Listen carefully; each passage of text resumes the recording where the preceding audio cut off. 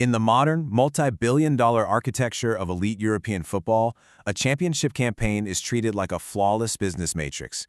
You've got technical directors calculating tactical positioning vectors, sports scientists monitoring resting heart rate variables, and data analysts running thousands of micro-simulations to ensure their human assets perform at absolute peak threshold. But here's the thing.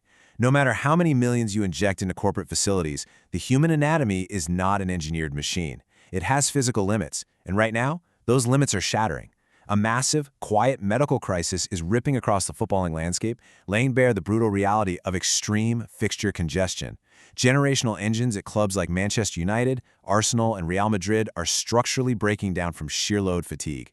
The corporate armor has completely cracked, managers are operating in an absolute state of panic, and the summer transfer window has descended into complete administrative chaos as elite teams launch emergency, multi-million-dollar raids to save their seasons before a single ball is even kicked.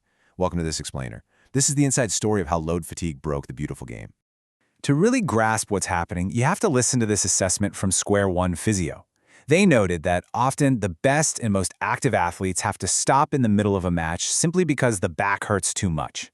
We aren't just talking about a twisted ankle here or a minor muscle cramp that needs a bag of ice. We're talking about deep, structural, mechanical failures of the spine and core.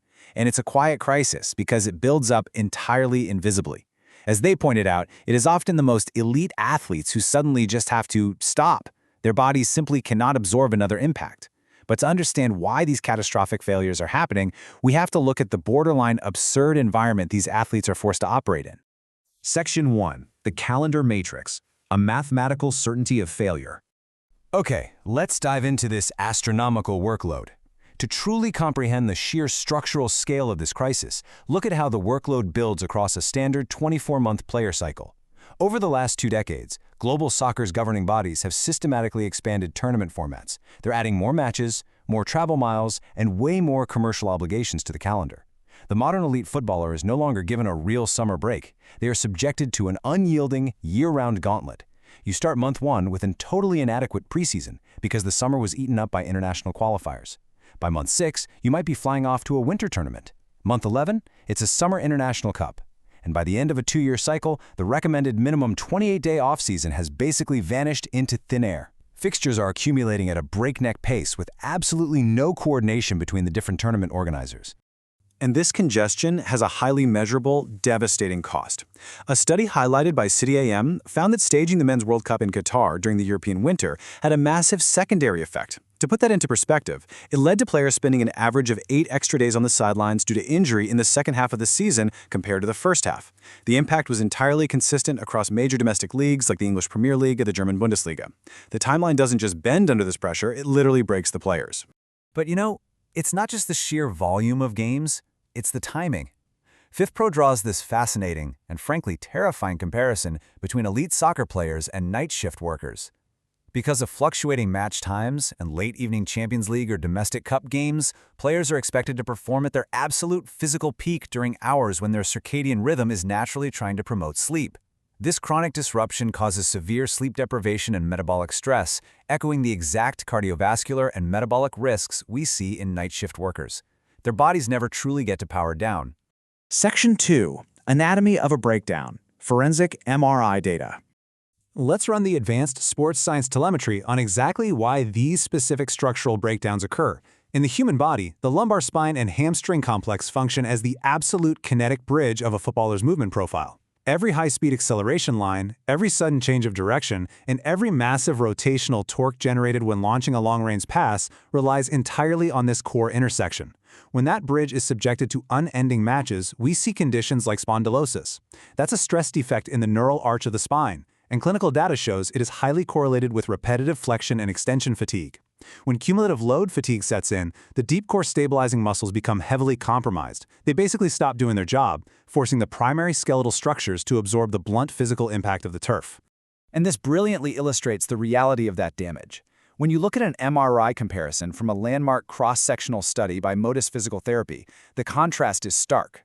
You have a perfectly healthy grade 1 spinal disc, and then you have a severely degraded grade 4 disc. When an elite player is forced to log over 5,000 competitive minutes in a single rolling window, their body never exits a state of systemic inflammation. The tissue never completely heals. It just dries out, degrades, and totally loses its critical shock-absorbing capacity. But here is the absolute craziest part of that Modus study. They analyze elite professional soccer players with an average age of just 26, and the numbers they found represent completely asymptomatic damage. 82.5% of the players had disc desiccation, 70% had facet joint arthritis, 50% had spondylosis, and 20% had actual spondylolisthesis stress defects. And remember, these players had zero complaints of back pain at the time of the scan.